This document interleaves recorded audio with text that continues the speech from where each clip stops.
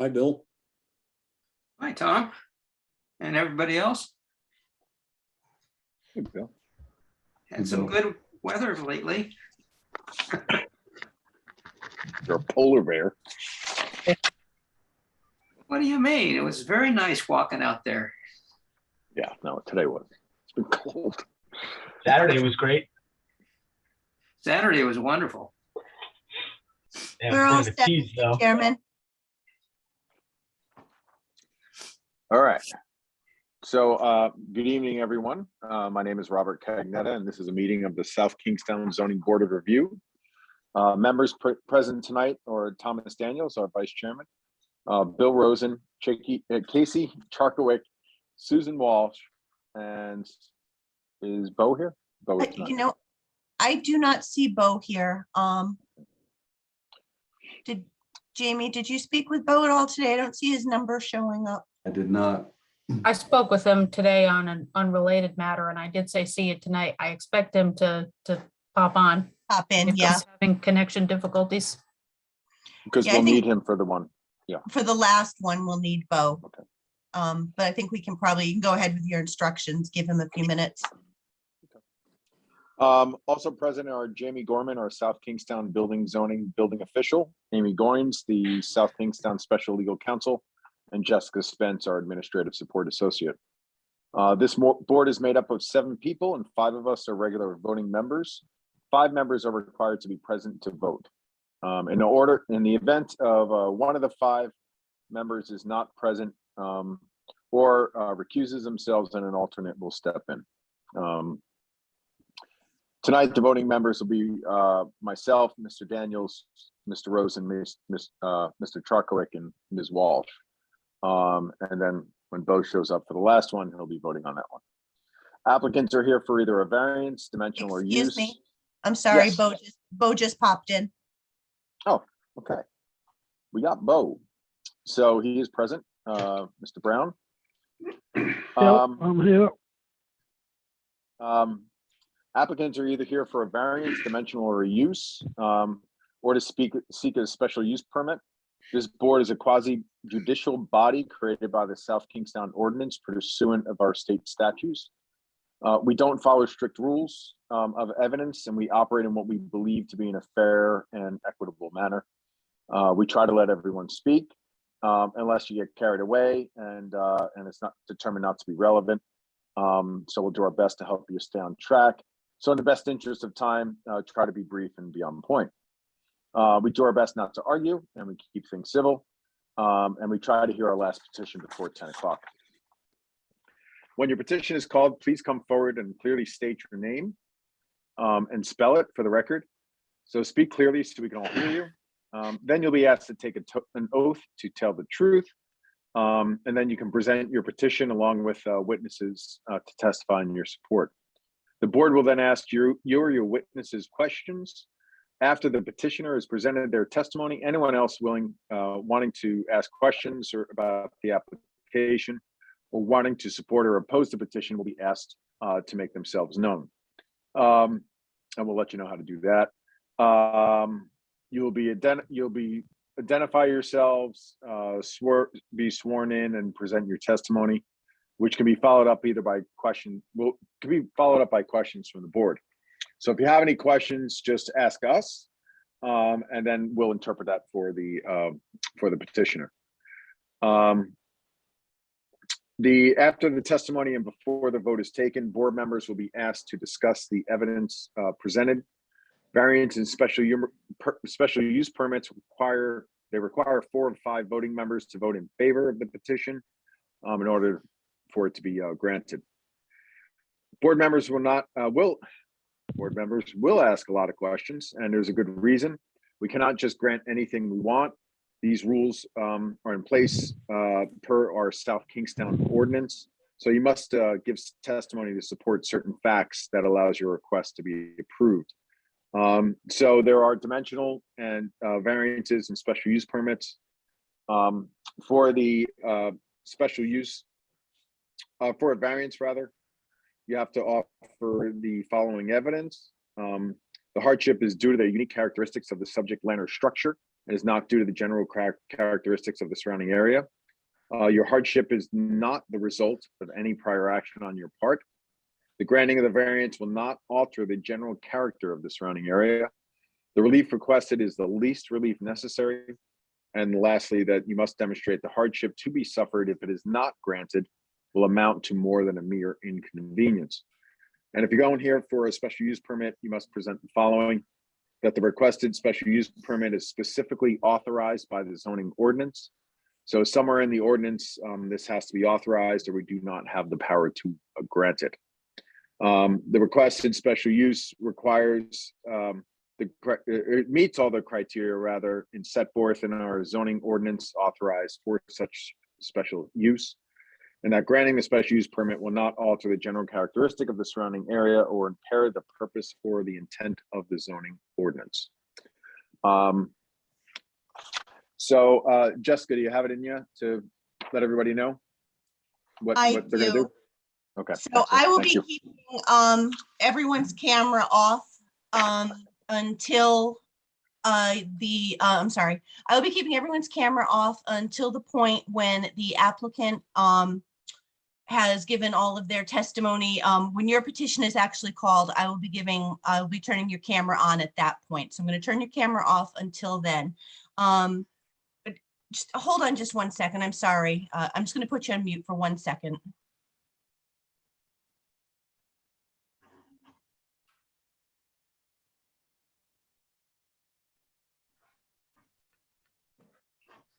I'm sorry about that.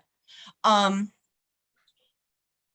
need to get my train of thought here. I'm sorry, I was very distracted by something. So once the applicants have given all of their testimony, anyone who's in the audience will be given a chance to speak at that point. We'll ask that you raise your hand. To raise your hand, you're going to use the *9 function, and then *6 will mute and unmute you. I'm going to turn off your video until your actual application is called, and we will not be using the question and answer format tonight. So that's basically it. We'll kind of refresh everything right before it gets to the audience part of the agenda tonight. That's all I have, Rob. Excellent. So is there anything else that we need to go over, Ms. Goins or Jessica, or we can jump right in? I just want to note for the public's benefit and also for the zoning board members, this is Amy Goins, special legal counsel.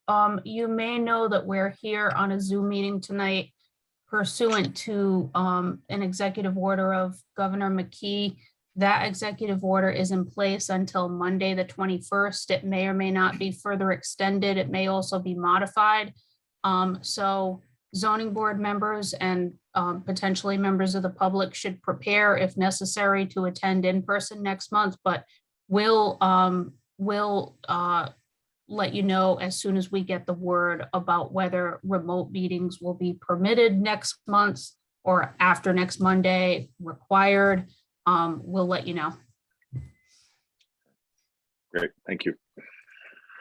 All right, so to get started, we have the continuation of the petition of Thomas Rock, which is 5 Sunrise Lane in South Windsor, Connecticut, 06074. Dimensional variance under the zoning ordinance as follows: that the applicant is seeking to construct an 8-foot by 22-foot two-story addition to the west side of the single-family dwelling. The applicant also seeks to extend the attached deck and stairs 4 feet closer to the west side of the property line. The deck will be located 3 feet from the side property line and 8 feet from the front property line. The required side and front yard setbacks are 11 feet and 40 feet respectively. Side yard relief is 8 feet and the front yard relief is 32 is requested. The lot size is 0.32 acres. Dimensional variance is required per the zoning ordinance, section 207, and non-conforming lots of record.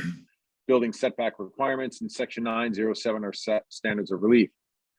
Owners of the property are Thomas and Diana Rock for the premises located at 162 Green Hill Ocean Drive, South Kingstown, Assessors Map 96-1. Lot 7 and is zoned R80. And for our documents tonight for this, I opened it, Jessica. And here we go. There it is. We have the application signed and dated October 13th, 2021. No, wait. Yes, okay, sorry. Authorized owner authorization signed and notarized October 15th, 2021. Site plan 1 page. Existing and proposed floor plan 1 page. Site plan 1 page. Stamped by Wesley Grant III. PE revised site plan 1 page dated January 2022. Prepared by Environmental Planning and Surveying Inc. 200-foot radius map and a butters list, legal notice, proof of certified mailings, and notarized affidavit of mailing. Continuation request received January 18th, 2022. The correspondence from a South Kingstown resident, Mark and Janice Roth, 159 Green Hill Ocean Drive, dated November 9th, 2021. And then a South Kingstown resident received February 15th, 2022. So who is here tonight for this petition? This would be Thomas Rock. Okay. Mr. Rock, you'll be the only one speaking? Correct. Could you please spell your name for us? Thomas, Thomas, Rock, R-O-C-K. And you swear to tell the whole truth and nothing but the truth? I do. Excellent. Okay. And was this the property that there was a site plan or plot plan issue? There was a right-of-way issue with the neighbors across the street. There was a 4-foot right-of-way, and I didn't realize it. And I had asked for a 3-foot variance. Okay. So since then, I've gone to Wes Grant's office. I had a survey done, and I provided an updated plan with the steer location and showing that we've got 4.41 inches of space per this proposed plan. And Mr. Gorman, so is that everything's all set with the application in terms of there was a documentation? question. Yeah, there was a question because the notice indicated 8 feet from the front property line. And the site plan just doesn't give that dimension, the revised site plan. So provided. Excuse me, Jamie. Actually, I noticed that myself, and I requested an updated plan from environmental, which they did provide. I did send that yesterday. Are you looking at the updated plan? It's got an 8.39 inch dimension. I can share my screen if that would be helpful. If you could, yeah, we'd Okay. like to see that just to Let me see if I can pull see that if off. that is something we're missing. Yeah, I sent this to Jessica yesterday. You didn't see it, Jessica?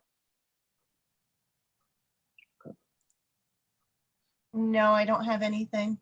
Oh, okay. I apologize for that. Are you seeing my screen? Yes. Okay.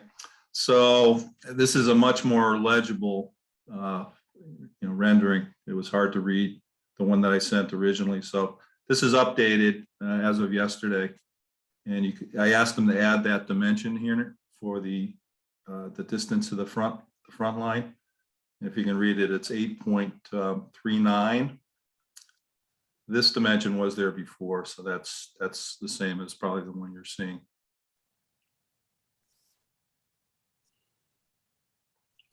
Mr. Yeah. Rock, if you Yes. could just email that to me again tomorrow, I'm going to mark that as applicant's exhibit 1. Thank you. Okay. Absolutely. It was a little confusing last time that I was there. This rectangle that's shown here is the addition, and it's really going over an existing deck that's there. Okay, so what used to be a wraparound deck is now going to be a beachside deck and a street side deck. So the street side deck is not changing.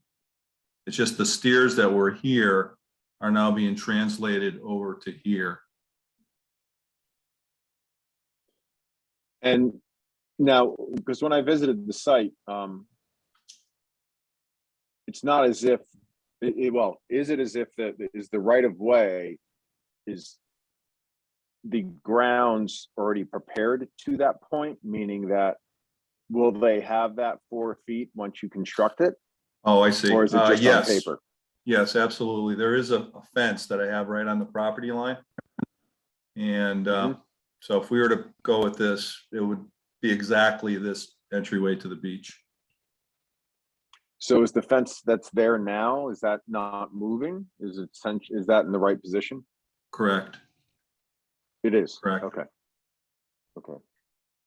correct. So, so you're I should just clarify, I have an additional little fence here, or in this area here, that I would need to remove. okay. It's a gate. It's a gate. Because I mean, the grade isn't, there is I don't want to say a sharp decline, but I mean, from the property adjacent to yours, it does drop about a foot or so, right? Like there's like an edge that right where your fence is. No, it's fairly level right there. It is fairly level. It is. It definitely is. Yep. This is a vacant lot, so, you know, nature has kind of kept that area level. Yeah, I just want to make sure that you're maintaining the line that's there already, basically. So it's not going to impede that egress that's there now. And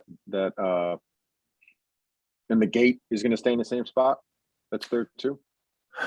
Yeah, I would plan to leave that there, although if the neighbor had a problem with that, I could certainly remove it, but But I that's had a not going to problem. change either. So like where you're putting the building, that all stays pretty much where it is. That's correct. The only real difference you'd see is that this stairway, which was here, is now going to be in this area here. So instead of having a whatever 7.3 distance here to walk through, it'll only be a 4.41 to walk through. Okay. And as you're doing this, where is all of your waste or anything else being stored? Your household garbage?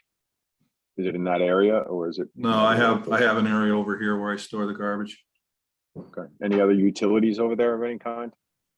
There's the the town water is right here, but that's underground, so that's not really an issue. I do have I have a walkway here and a walkway here to make it easier to walk in that area. Okay. That will stay. That will stay. Yeah, right.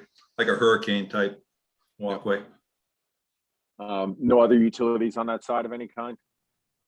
Meaning like overhead or any kind, like gas lines, obviously not an overhead gas line, but electrical, nothing like that. The electrical line comes into the box on this corner. Okay. So I don't believe so. Okay. Do you have anything else, or I can see if board members have questions for you as well? I don't believe so. Okay. Board members, any questions for Mr. Rock? Yes, Mr. Chairman. Yes, Mr. Daniels. Tom Daniels, Mr. Rock. Yes, sir. Tell me about the proposed addition, what goes on up there? The main reason for the addition was to get is to get a handicapped bathroom in there. It's a very small house with one bathroom. I have a elderly mother-in-law that fortunately we can't really use the house that much because we need to, my wife is a caretaker for her. So the thought is that if we had extra space, we can do a nice handicap bathroom. And as long as we were doing it, we thought we'd get some extra square footage into the house. It's only about Sleeping 700. area? Sleeping area up there? Is there a sleeping area up there? Yeah, the way the house is, there's a full first floor and there's a half second floor, a loft area. So that loft area would get larger up top here. Living area would get a little bit bigger, and we put a handicap bathroom on the main floor. Okay, are you adding a bedroom is what I'm getting at? No. Okay. I'd like to address with you, we have an objector's letter, and although it's unsigned, which is a bit troubling, don't know if it's a butter or not. But it may be. Okay, I'm just concerned about the statement that the individual makes about your RIDEM assent of August 2007, which apparently states no new building construction is allowed under this approval. I believe I saw that on that approval, but it's barely able to see it. So can you address that? I'm sorry, could you repeat that? I'm not sure I know what you're talking about. Okay. You have a RIDEM assent of August 2007. August 2007. What was that assent for? It was for septic. I believe it was for septic. It was an RIDEM approval. I'm not looking at it, but I can see if I can find it. Okay. We did have a septic system moved from the beach side to the street side after one of the major storms down there. When was that? I have to look at my records. I didn't think it was that long ago. But we did have sand brought in back in those years after storms to kind of like reinforce the area. It might have been that. Can you give me a date? Now without a little research, maybe a little later in the meeting, I could provide that. Well,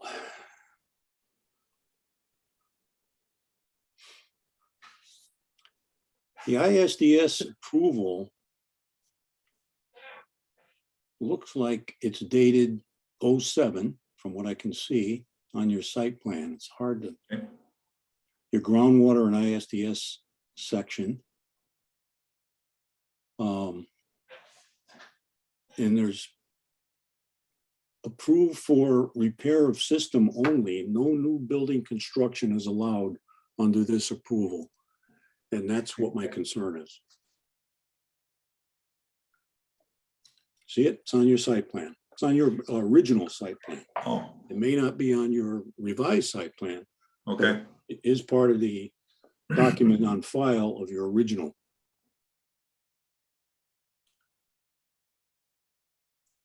You know, we did have a storm at one time that one of the pipes to the septic system was damaged and Tom Reddy had to repair that. I'm wondering if that was the same time. I'd have to look that up. But the house was moved since that time. It was moved? Did you? Yes. Did you, Yeah. did you Yeah, have, it was. were you required to appear before this board at that time? Yes. Do you have that decision? Or do we have it? Somebody have it? Oh, again, in my files, I'm sure I have it. I do remember Mr. Brown was there in those days. And Well, it was, I mean- go ahead. I mean, he approved for repair of system. Yeah. We don't know when that was. It looks like the original was approved in 07. The stamp says approved for repair of system only. No Okay. new building construction is allowed under this approval. All right, assume it's an May I- RIDEM stamp. May I interject here? This is Russell Brown. Yes, sir. I'm familiar with the situation. What happened, the storms came in, wiped out his septic system that was out in front of the house. The house itself, as it existed after the storm, was actually under water to some degree. CRMC, Coastal Resources, moved in, I believe, and Mr. Rock may recall this. They wanted anyone that wanted to move the house to move it as far back on the lot toward the road and move the septic system again against the road. So the next time it gets washed out, there's no more lot approval. So basically, what that system, that was the repair system, and under the DEM regulations, you can't build a new house. So he had to move that house and put in a new septic system. If he wanted to remove that house and construct a new one, he'd have to go back to DEM to get a new septic system approval for a new design system. So basically, he could build additions, but he could not build a completely new house, tear it down and build a new house under that septic system approval. Well, I appreciate that through the chairman to Mr. Brown, but we don't have any of that documentation. It apparently is non-existent in this application. I think that is a question that has to be answered by the building official, Mr. Gorman. I believe if he interprets the same way, then he can issue a permit if this board grants the approval for it. So we would Mr. have, Gorman? I agree with Bo's, description of, based on the plan, the relocating of the bedroom and the alteration to the leaching bed in 2007. I agree in that Rhode Island DEM wasn't approving a new construction of a home, but the relocation and repair of the system. We would have the original application materials when he went to zoning, as well as for the building permit issuance, and the decision because a variance would have been required for the location of the home. I don't have that readily available. Do we have a copy of the original zoning decision somewhere? In land evidence, yeah, I just have to pull that out.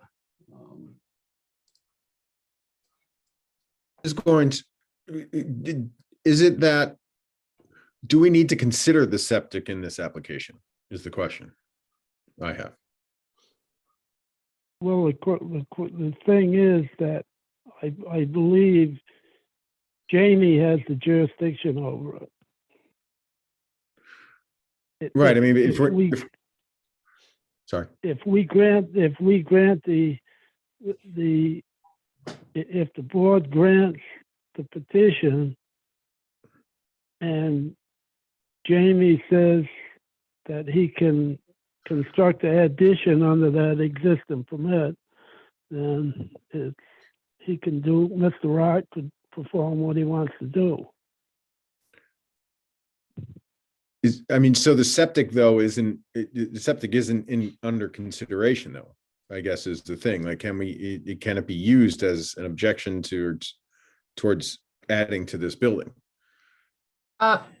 This is Amy Goins. Can I weigh in? Yeah, please. I think because any restrictions on the septic system would be imposed by DEM, I think this board can feel comfortable granting the relief if they think it's appropriate, knowing that DEM will be looking at this as well. And obviously any construction and any, would need to be in compliance with their regs and with any permits issued by the DEM. So what I would suggest is if the zoning board finds that it meets the applications for a variance, we normally would indicate conditioned on DEM approval. I would say just specifically note that in the decision so that there's no confusion that the DEM septic division, OWTS division needs to approve this as well. Okay. Thank you. Mr. Daniels, you have more, you want to follow up any more or?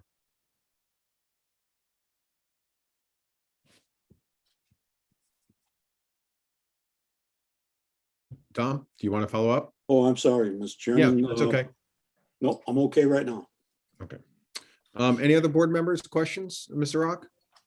I just want to mention, I did share this with my neighbor and that had the concern last time. And I got back a response, thank you. So I assume we're okay there.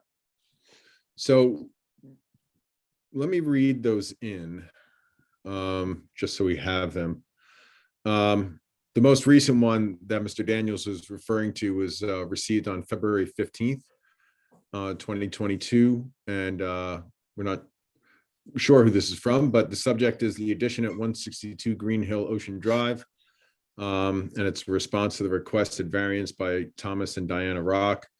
Please read and add to the correspondence received. Thank you. This property, according to the FEMA Special Flood Areas High Risk Map, is the Coastal Special Flood Hazard Area, VE, high risk for septic systems, and that the Rhode Island DEM assert as of August 20, 2007, they stated that no new building construction is allowed under this approval. Kindly consider place carding this property until the OWTS is inspected. The leaching field is under the deck of the ocean. Remove the hurricane damaged plastic lattice panels to view the septic leaching field. There is 0 to 5 feet from the edge of the septic leaching field to the ocean waves. The Atlantic Ocean has taken 3,500 square feet of this parcel. Climate.gov states that in 2020, global sea level rise has reached new record according to, of 3.6 inches above the 1993 sea levels, and it continues to rise. Alyssa H. Cox, PhD, and others at URI have published evidence in 2019 that rising groundwater may reduce coastal OWTS functionality. Sincerely yours, a South Kingstown resident. We did address the OWTS for the new building construction that isn't allowed. I think Mother Nature is going to have its own way with these areas. So I'm not sure if we can sort of prevent that. The other correspondence was adding 2,600 additional square feet at 162 Green Hill Ocean Drive. This is not dated. So this is in response to the opposition and requested variances by Thomas and Diana Rock. Please read the following to add to the correspondence received. Thank you. The structure has been moved twice. The high tide mark approaches the rear deck. It seems that the 50 feet wide by 135-foot parcel of 6878 square feet is approximately 50% in the ocean. This is totally non-conforming structure in an R80 zone, which probably should be removed. FEMA regulations may require. The owner is requesting 260 square feet of additional living space at 33% increase. The RIDEM assent of 2020 stated the following: no new building construction is allowed under this approval. The driveway shown is mostly under the present structure, which is not presently available. Are cars now being parked on the portion of your OWTS system at the street? Has the OWTS been in disrepair any time during or after the Hurricane Sandy of 2012? Are you pumping the OWTS often without servicing? When was the last inspection of the OWTS performed and submitted? And they're saying the request is not complete. Sincerely yours, a South Kingstown resident. So, Mr. Rock, we'll ask some of these questions. The driveway is mostly under the structure. Is that true? Under the deck, that's correct. It's cantilever deck. So does that mean that they're parked on top of the OWTS system? Correct. They are. Yes, they are. Yeah. Yeah. And so have you had any issues with it since 2012 or any time during 2012, during Sandy? No, it was the right way to go. And so you're servicing it and pumping it and all those things? Obviously, Correct. it's functioning. It was inspected this year. was inspected this year. It's not required for you to submit that though, that inspection, right? Or is it? Oh, I thought it was. It is. Okay. Mark Reddy was handling that paperwork for me. Okay. So you addressed that. And then, was there one other? What's that down? Oh, Mark and Janice Roth, that's who you spoke with? Correct. Okay. I actually emailed and texted.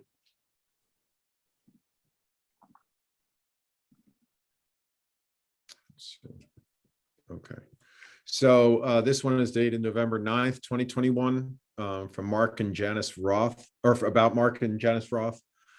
Dear board members, in regard to the petition of Thomas Rock, 5 Sunset Lane, South Windsor, Connecticut, 06074, the applicant is seeking to construct an 8 by 22 two-story addition to the west side of the single-family dwelling. The applicant is also seeking to extend the attached deck and stairs 4 feet closer to the west side of the property line. The deck will be located 3 feet from the side property line. This dimensional variance will affect the restrictions and the conditions which are set forth in their title deed of record. A walking easement 4 feet in width along the westerly boundary at lot number 8 to pass and repass by foot as means of ingress and egress and to and from the Atlantic Ocean. This easement was assigned without in any way altering the natural characteristics of the right of way. We feel that this will impede on our ability to pass unrestrictedly as stated in our deed, and therefore we are opposed to granting this variance. They enclosed a copy of the deed. So do you want to explain the conversation you had with them, Mr. Rock? Like I say, it wasn't a conversation. I emailed them a copy of this plan that I'm sharing. And I followed that up with a text to make sure that they'd received it. And the response, I guess, is that we received it. Thank you, was a response I got back. Okay. The email I said, please contact me if there's still any issue that you see with this plan. So it sounds like though you did address some of these. You have a wider means of egress. You're not impeding on it whatsoever. Say that again, please. You're not impeding on the egress, No. right? So some of their concerns have been addressed by refining the site plan. I believe so. Okay. So no, with those in the record, is there any other questions from board members, Mr. Rock? Yeah, I have one question. Mr. Rosen, yes. This is Bill Rosen, Mr. Rock. Yes. Your neighbors, the Ross, who Yes. I assume are okay with your description in your site plan. In their deed of trustee, it mentions that they need egress and ingress from lot 8. And your lot is lot 7. Is that correct? We're lot 7. Yeah, so the Ross and their deed of trustee, as I read it, says the ingress and egress should be associated with lot 8. Lot 8 is your neighbor to the east. Is that correct? Looking at the map here, it would be to the east, correct? Yeah, and is there a footpath along that side of your building?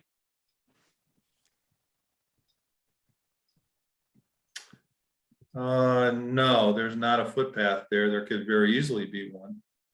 So let me make sure I understand what you're saying, Mr. Rosen. The right of way is on The right of way from the trustee's deed yes. talks about lot A8 and A8A. And your lot is lot 7, so I don't think that your lot has anything.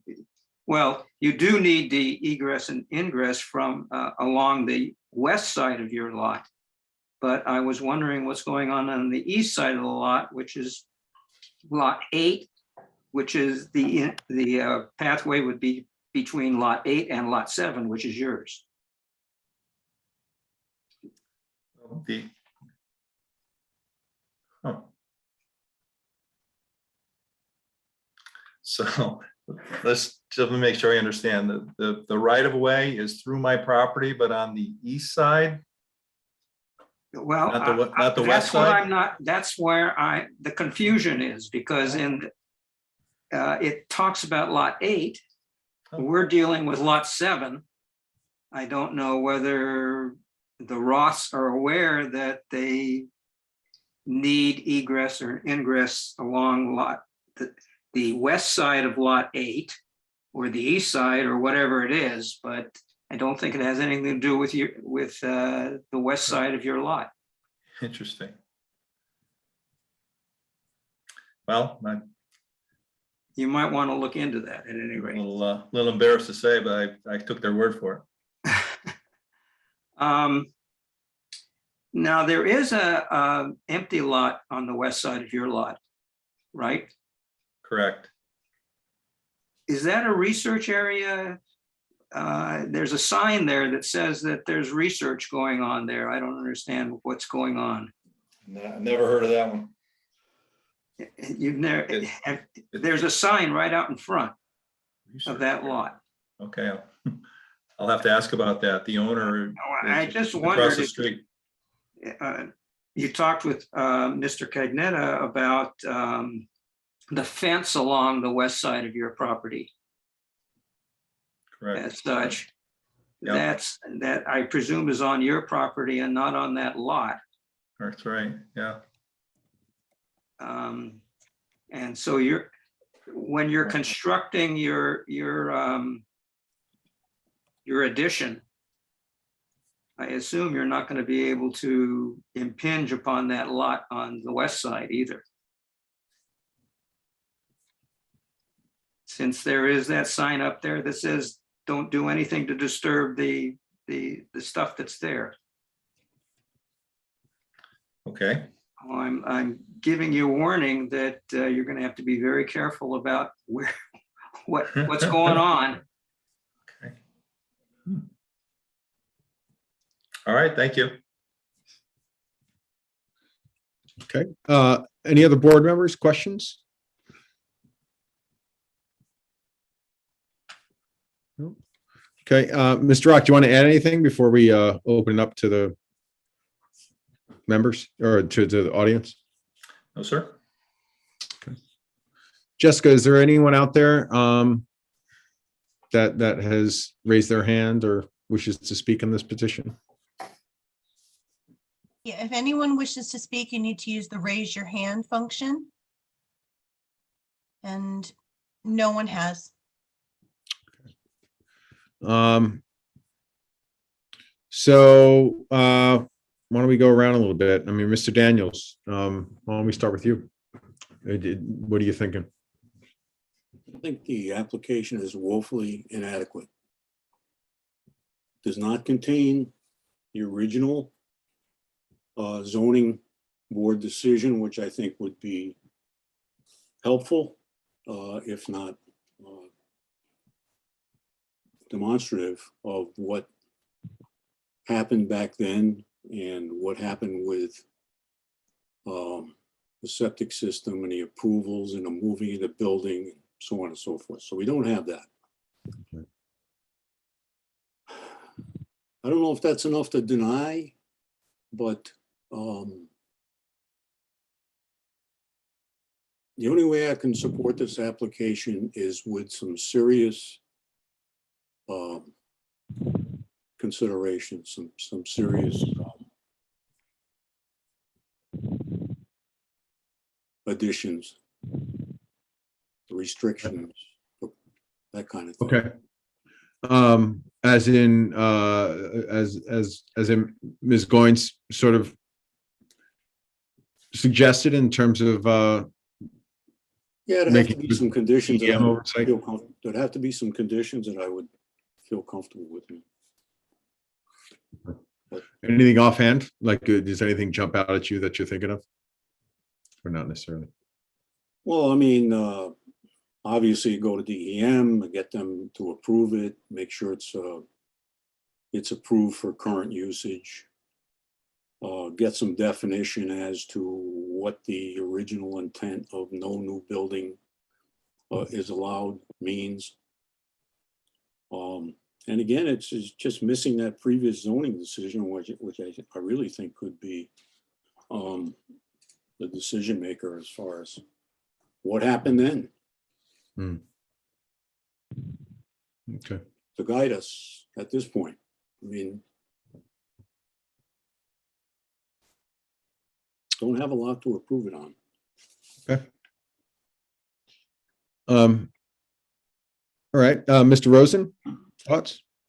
Yeah, I have some similar concerns associated with this. I'm really concerned about the OWTS, but I think Amy's suggestion about the RIDEM having to approve this, which I assume they will eventually, anyhow, may satisfy the situation. I find it very confusing. And from the point of view that I don't think the people down there really understand how environmentally sensitive this area is. And I'm really concerned, well, this isn't just a local problem. This is a problem of any beach town and where hurricanes, et cetera, and global warming are going to have an effect. And the people down there and insurance costs are great. And I really am concerned about the fact that this structure is so close to the ocean. We're going to be back here again a couple of years for another variance when things go haywire. At any rate, I do have similar concerns to Mr. Daniels. I'm not sure whether I'm ready to vote for or against this. I would like to see some more documentation, some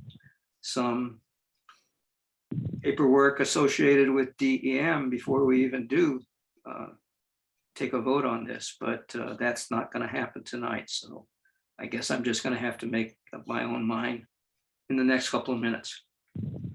Well, this is Amy Goins. Rob, can I just speak briefly, given that this applicant is here before the board without counsel? Mhm.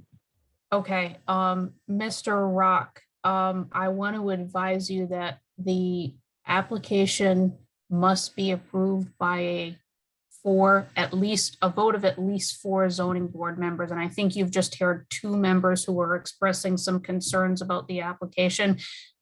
It is up to you whether you want the board to vote on it tonight. But if it goes forward to a vote, it may not be approved.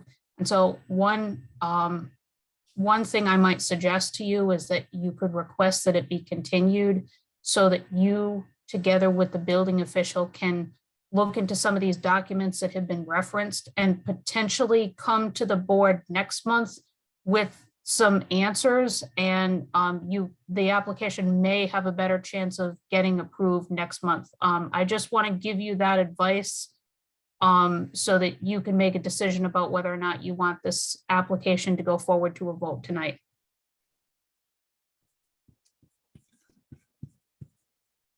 Okay. So the situation with DEM is, we all know I'm going to have to get that approval. So it sounds like that was going to be written, if it's decided, that would be written into the decision. Isn't that true? Yes, the application will be conditioned on DEM approval. Right. So it seems like the issue is just what happened back in 2007 with a couple of the members. And if we did get that information to you guys before the next meeting, that might alleviate some of those issues. Even though Mr. Brown, I think, was fairly clear earlier about what the decisions were back in those days. We're certainly lucky to have Mr. Brown on the board with his institutional memory, but I think it would make some of the members more comfortable. And we haven't heard from everyone yet, but I think at least speaking for Mr. Rosen and Mr. Daniels, it would make them more comfortable to have that decision in front of them. Another month is not going to kill me, that's for sure. It's not going to happen this summer, I know that. So it's, I don't think another month, if it's going to make a difference to some of the members, is unreasonable. I'll offer a motion to continue. I'll second it. Okay. Be a motion to continue to the next regular zoning board meeting Yes. date, which is March 16th, correct? That's correct. Okay, so for discussion, we're looking for clarification of the documentation of the notes on there for the septic. Right? Yeah, I mean, there had to be another DEM involvement here because that whole septic system was redone. So something's missing there. Okay.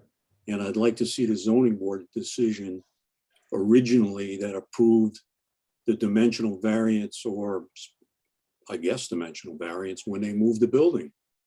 Okay. So those two things, to me, are what's missing. Okay. Any other discussion, anything else we're looking at besides those couple things? No? Okay. So any other discussion of any kind?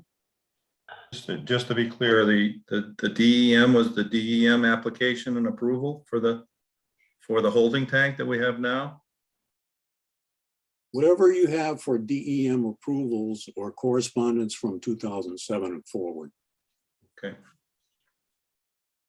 It's verification that that system is functioning, and that system is adequate for,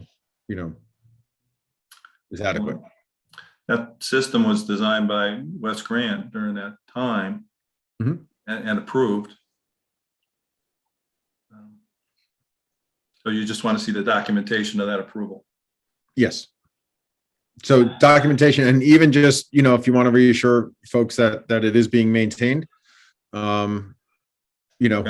just even records like that to say, this is when we had it pumped out and gave us a clean bill of health or whatever. Okay. All right. I'll get those records from Tom Reddy. Okay. Any other discussion? Mr. Chairman, Yes, Ms. Walsh. this is just a point of information. The plan you showed us, Mr. Rock, tonight, that was another survey that was done, correct? Or was it just a clearer plan? That was a clear picture, an updated picture of the recent survey. Okay, So it was more readable and there was an extra dimension to the road that was added but it does reflect a survey that was done recently on that right of way. in January of this year. And then a question, I guess, for Amy, for Ms. Goins and Mr. Chairman. Jamie, Mr. Gorman, the building inspector, can assist with finding some of these documents. They should be in our files, right? Absolutely. They will be recorded in land evidence. Okay, so there's some of it might be there, Mhm. just a matter of pulling it out and sending it out. Okay, Right. thank you. Mr. Chairman, before we Yes. decide on March 16th, I believe Ms. Walsh is not going to be present in March. And without knowing if we're going to be, if she'd mentioned that if we were on Zoom, she'd be able to zoom in, but we don't know the status of that. And I know, Mr. Charkowicz, are you going to be present for March's meeting? Casey, Yeah, I can be here for that. thank you. Okay, so that way in the event, and then everyone else, I'm assuming, will also be able to be here in March in the event Susan can't zoom in. Mhm. Okay. Thank you, Jessica, for checking that. Okay, so any other discussion? Okay, so this is for the continuation of the petition of Thomas Rock until the next meeting, which was March 18th, was it? 16th. 16th. Okay. Jeez, no, I'm out of it. You want me to read Mr. Dan- it? Okay, so all in favor, Mr. Daniels, Aye. Mr. Rosen, All right, Mr. Cagnetta, aye. Mr. Charkowik, Aye. Ms. Walsh. Aye. Okay, motion passes. We'll see you next month, Mr. Rock. Thank you. Thank you. Okay. Next, we have the petition of Home Away from Home LLC, care of Robert Marucci of 4 Rosebriar Avenue in Wakefield, Rhode Island, 02879. For a dimensional variance under the zoning ordinance as follows. The applicant is seeking to demolish an 80 square foot attached screen porch and construct a new sunroom in the same location. The proposed sunroom will be 9 foot 7 feet from the side property line. The required setback is 10 feet. Relief of 0.3 feet is requested. Although no increase in lot coverage is proposed, the lot coverage will be 1,722 square feet. Maximum lot coverage allowed is 1,500 square feet, 20%. Relief of 222 square feet is requested. The lot size is 0.17 acres. Dimensional variance is required per zoning ordinance section 207, non-conforming lots of record, building setback requirements, section 401, schedule of dimensional regulations, and section 907 are standards of relief. The owner of the property is Home Away from Home LLC. Premises is located at 4 Rosebriar Avenue, South Kingstown, Assessors Map 96-1, Lot 54, and is zoned R30. For documents, we have the application signed and dated December 29th, 2021. Owner authorization signed and notarized January 6, 2022. Elevations 2 pages, site plan 2 pages. Prepared by Dowdle Engineering Associates LLC and is stamped by Richard Koshin of PLS dated November 11th, 2021, with a revision of December 20th, 2021, a 200-foot radius map, a butters list, legal notice, and proof of certified mailings and notarized affidavit of mailing. And who is here tonight for this petition? Good evening, it's Robert Marucci and my wife Yolanda Marucci. And that's Nice to meet you guys. ROB. Yep. Could you spell your name? ROBERT, last name MARUCCI. And then Yolanda is IOLANDA. Same last name. Same last name. And you guys swear to tell the whole truth and nothing but the truth? Yes, we do. Excellent. So go ahead, tell us what you guys like to do. Okay, so we're just looking to repair and enhance the existing front porch. Currently, it's just in really rough shape, basically falling down. So we're just looking to enhance it and put exactly what we have up there, but in a nicer fashion. So, and I didn't mean to chuckle over 0.3 square feet, but that's we're not talking about a lot. So we're talking about barely what, 3 inches, 3.5 inches, something like that, 4 inches. Yes. Okay. Yes. But you are, is the building already over in coverage and this is making it worse, or is this making it go over in percentage? No, based off of what the plan is that the contractor did for us, I think he's even making it smaller, a little bit smaller, maybe by an inch or two. It's just based off of the, when we did the survey is where So- it ended as it was. So you're not making it worse, but it's already out of conformance. As it Yes. exists, it's out of conformance. So you looking, Amy, do they have to get permission for something that already is? Well, the existing is a screen porch, and they are requesting permission to replace with a sunroom, which is enclosing the area occupied by the screen porch. So they wouldn't be before the zoning board if they were simply rebuilding the screen porch. They're here because they want to enclose the area occupied by the Well- screen porch, so that's, that requires a variance, because it's considered intensifying the existing nonconformity. It was already enclosed. We're just we're just putting in new windows, a new door. Obviously changing the roof, because the roof was falling down. But it was enclosed. I don't know if that was a mistake. Well, Jamie, so this is a good question then. So, because we always we consider decks with a roof to be part of the structure, right? Or no? Oh, you're on mute. Oh, excuse me. Sorry, Mr. Chairman. As in for lot coverage, yeah, decks and any roofed structure would be counted as lot coverage. So so the sun porch isn't increasing the lot coverage, It, like making it a 4-season. no, is it, my understanding it's being removed and then replaced though, is that correct? Yes, and it's going to be a 3-season still. It's just going to be replaced. Yeah, so if I think the question might be different if it were not voluntarily demolished.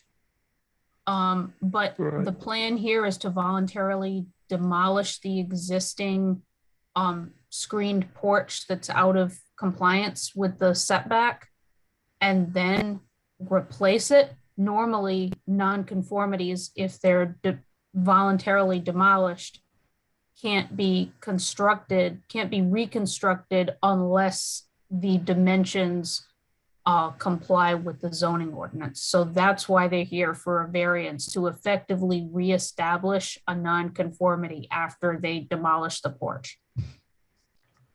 Got it. So if they were just repairing it, they wouldn't have to be here. Right. Got it. Okay. So, and I just wanted to clarify that just to make sure that you're not getting permission for something you didn't need to. So Okay, thank you. just wanted to clarify that. Okay.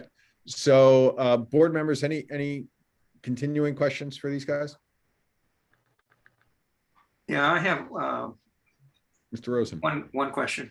Mr. Marucci, is that correct? Correct, yes. Yeah. I think I was there. It was hard to locate which house was actually at 4 Rosebriar Avenue, but I think I got it right. Am I correct? You've already taken down the screen porch? Yes, it was falling down basically. Yes, so you took it down but the footprint for the entire house, including the formerly screened porch, is not going to change. Is that correct? Correct, not going to change. Okay, and all you're doing is enclosing that porch area and making it a sunroom. Is it going to be heated? No, it's just going to be a 3-season room. It's just going to be heated by the sun, correct? Yes, yeah, yes. Okay. Okay. If I saw what I think I saw, I think it looks okay to me. Excellent. All right. Any other board members, questions? Yeah, just to follow up with Mr. Rosen, I'm not sure I got the right house either, but was it the house with the staging along one side? Along Yes, the southern side? yes, it was the one right behind the beach club there. Okay, so there was two, it looked like 2 pieces of staging on the south side, yes? That's the house? That's the Okay. house. All right, I got the right one, all right. And that staging have anything to do with what you're doing now? No, it does not. Okay. Okay, any other board members, questions?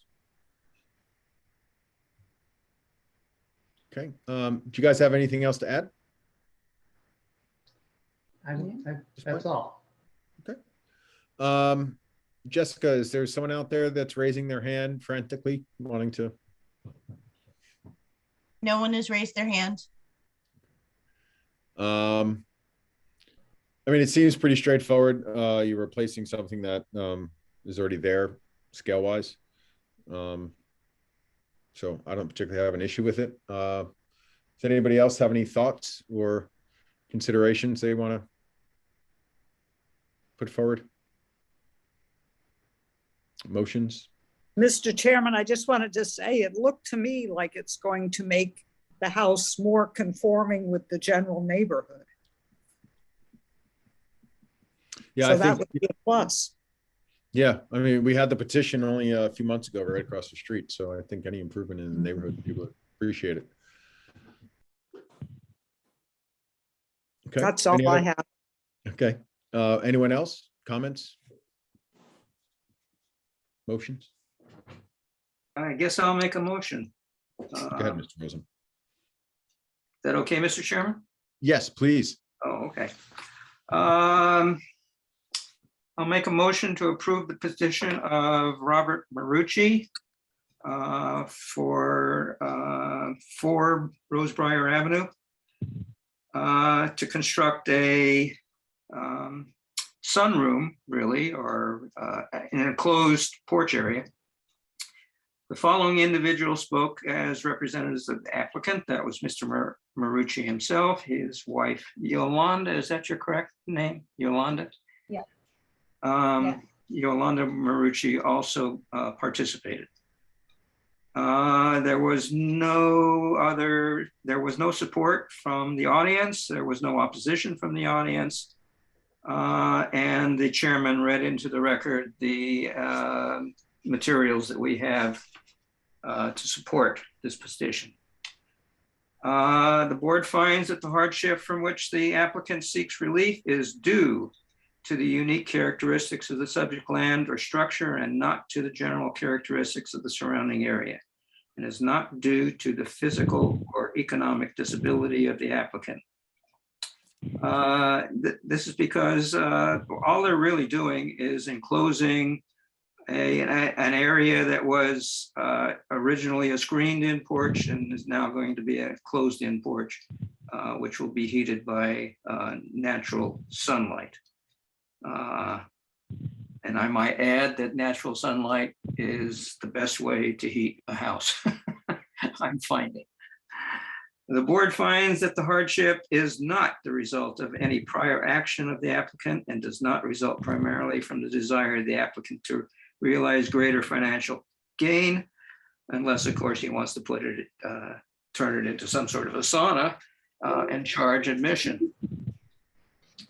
The board finds that the granting of the requested variance will not alter the general character of the surrounding area or impair the intent or purpose of the zoning ordinance or the comprehensive plan upon which the ordinance is based, simply because they're really building on the same footprints that's there. The nonconformity was apparently created in the past, is not anything to do with what they're doing with this variance. And so I don't see any need to really belabor the point. The board finds the relief to be granted is the least relief necessary. It's really a minor relief. A couple of inches are going to be added to the variance itself. The board finds that the hardship suffered by the owner of the subject property, if the dimensional variance is not granted, amounts to more than a mere inconvenience. Enjoy your new sunroom. Thank you. Thank you I very move much. I move approval of petition. Thank you. Motion was made by Mr. Rosen. Is there a second? Second? Mr. Charkowik, second. Any other discussion? Mr. Rosen, Aye. Mr. Charkowik, Aye. Mrs. Walsh, Aye. Mr. Daniels, Aye. Mr. Cagnetta, aye. Motion passes. Good luck. Thank Enjoy. you. Thank you very much. Enjoy. Thank you. Sounds like you want a porch too, Mr. Rosen. Yeah. Yeah, I have an outside porch and I would love to enclose it. porch envy. All right, so next we have the petition of William Dolan of 54 Autumn Lane, South Kingstown, Rhode Island, 02879 for a dimensional variance under the zoning ordinance as follows. The applicant is seeking to construct a two-family dwelling with a vehicle parking in front of the structure. The existing lot frontage is 65.68 feet. The CN zoning district requires 70 feet of frontage to establish a two-family dwelling. Relief of 4.32 feet is requested. The relief is required for the parking of vehicles between the structure and the front lot line. Lot size is 0.41 acres. The dimensional variance is required per the zoning ordinance, section 401, schedule of dimensional regulations, section 402, note 6, which is notes the schedule of dimensional regulations, and section 907 are standards of relief. The owner of the property is Scott Halberg, for the premises located at 25 Columbia Street, South Kingstown, Rhode Island. Assessors map 57-1, lot 176, and is zoned CN, commercial neighborhood. For this petition, we have the application signed and dated January 3rd, 2022. Owner authorization signed and notarized January 7th, 2022. Elevations, which are 2 pages, site locus, 1 page prepared by Principe Company, Inc. Engineering Division, and dated September 15th, 2021. House plan of 5 pages prepared by Brunier and Associates, dated October 2017. 200-foot radius map, butters list, legal notice, proof of certified mailings, and notarized affidavit of mailing. So who is here tonight for this petition? I am William Dolan. Mr. Dolan, and could you please spell and state your name? William Dolan, W-I-L-L-I-A-M, Dolan, D-O-L-A-N. And you swear to tell the whole truth and nothing but the truth? I do. Okay. And Ms. Walsh, is this the petition for you? No, it's the next one. Okay. All right. So Mr. Dolan, go ahead. What would you like to do?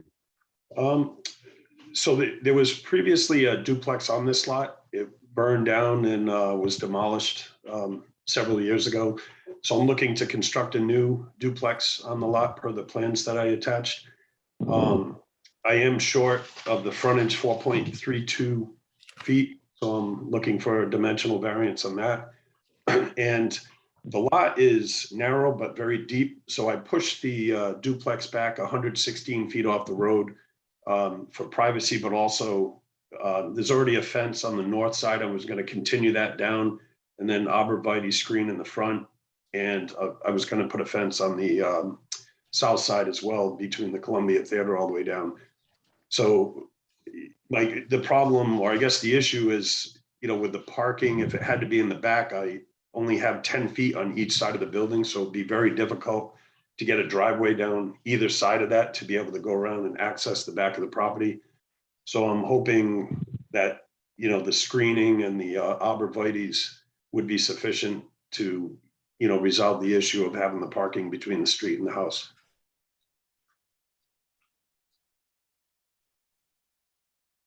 Excuse me.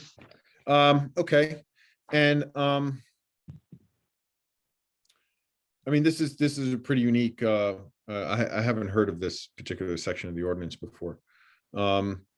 So either Amy or Jamie, do you guys want to explain just what the concerns may be in the fact that there is this regulation in the first place?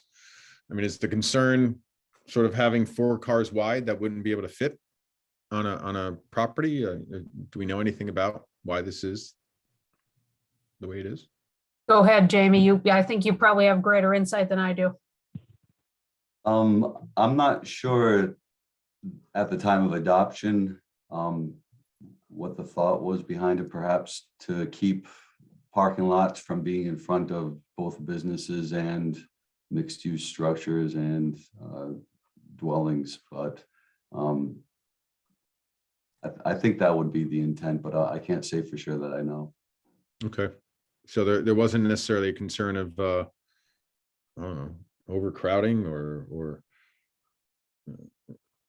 Just, it's a very unique thing, and I'm just trying to wrap my head around why there might be an issue. The fact that is 4 feet even a concern. Well, for the frontage.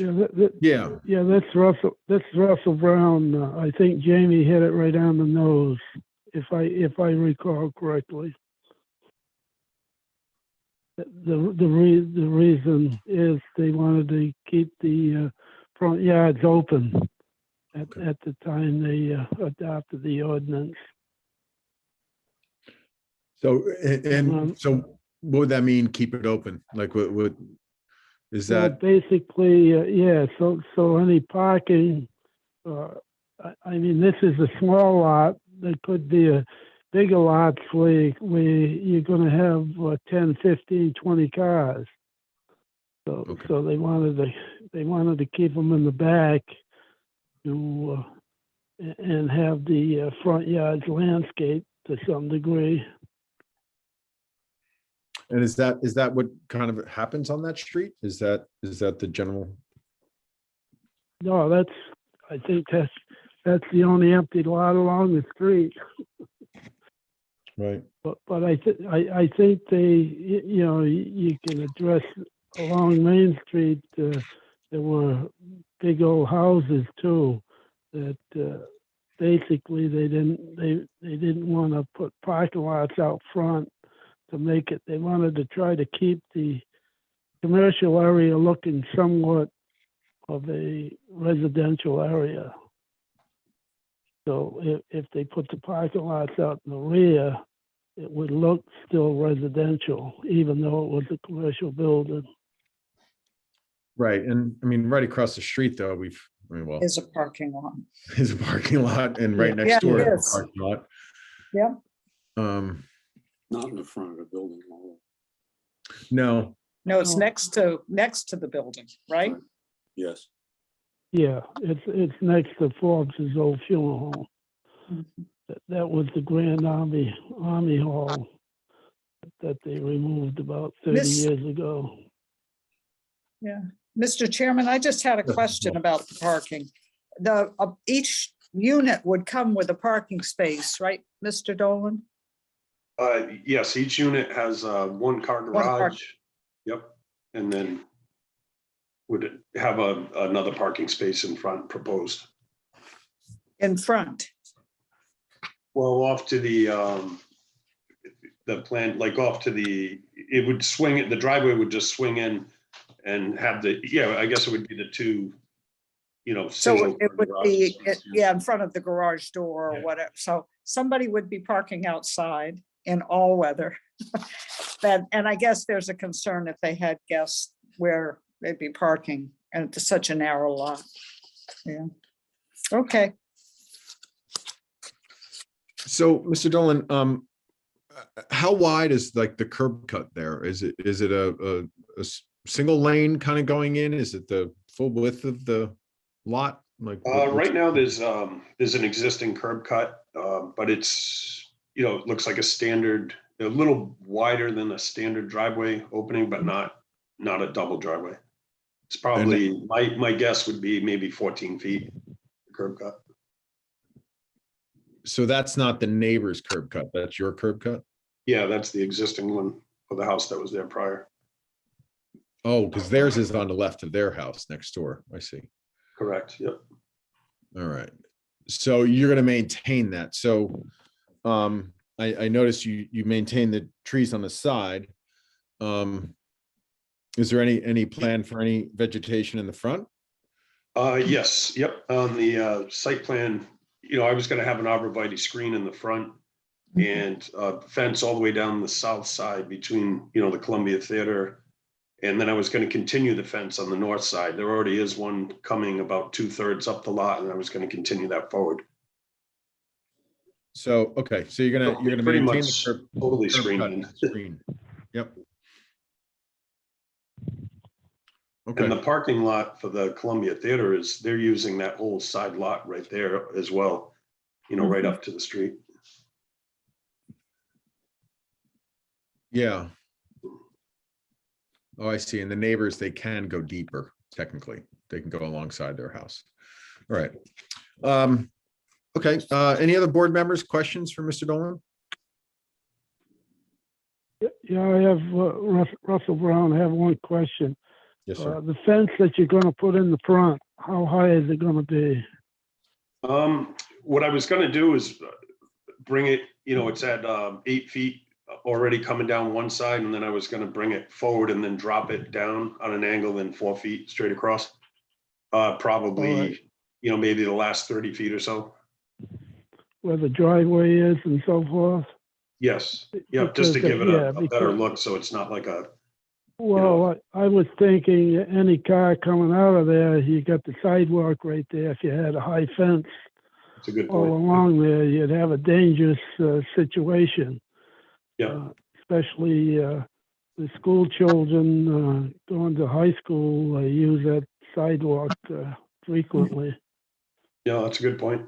Yeah, I would definitely drop it, even for that reason is a great reason, but also looks, I think just drop it down to like 4 feet or maybe a Yep. screen of hedges. Yeah, even 3 foot or something, for 10 feet either side of the driveway, so you have a clear view Yep. coming and going.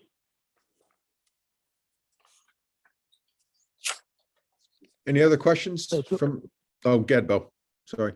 No, that's all I had. Anyone else? Yeah, I was, interesting point, Bo, Mr. Brown. Thinking about it, arborvitae are gonna be pretty high.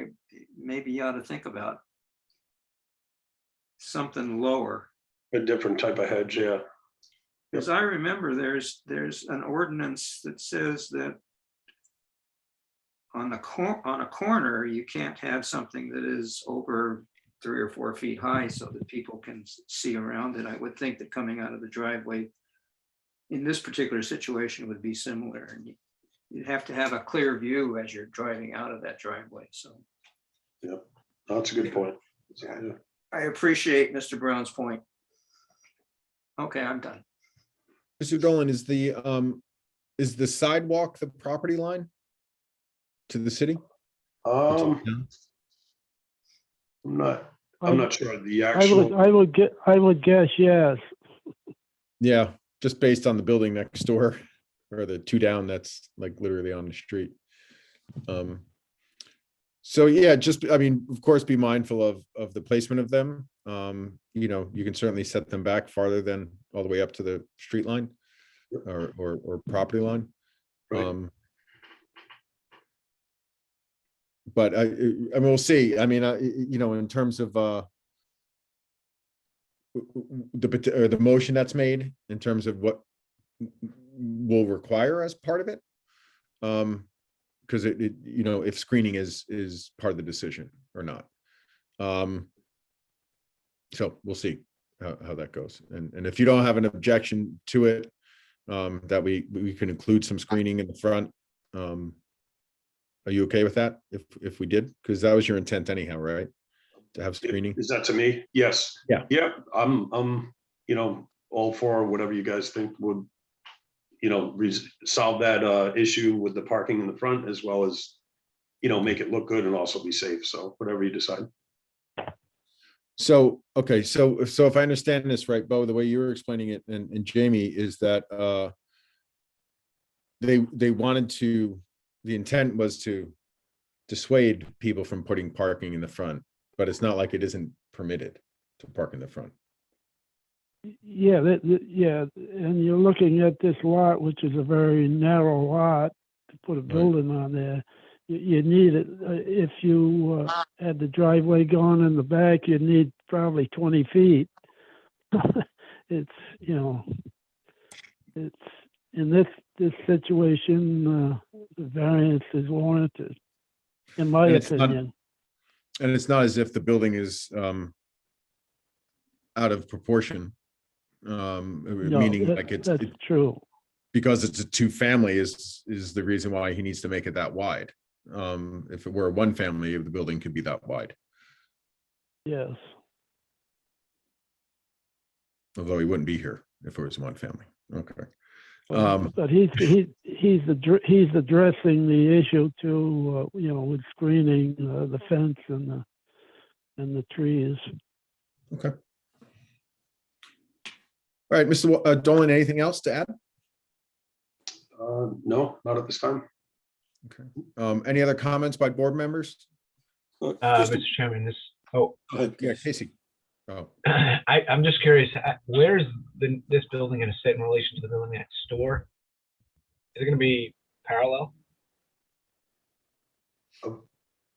I missed that. Did you say in relation to the building next door, the house? Yeah, next the Yeah, building to the yeah, north. the duplex next door.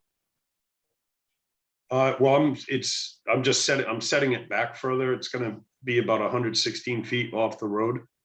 So it's kind of in the middle of the lot, and then from the back, then the building itself is 40 feet deep, and then there's like 13-foot backyard.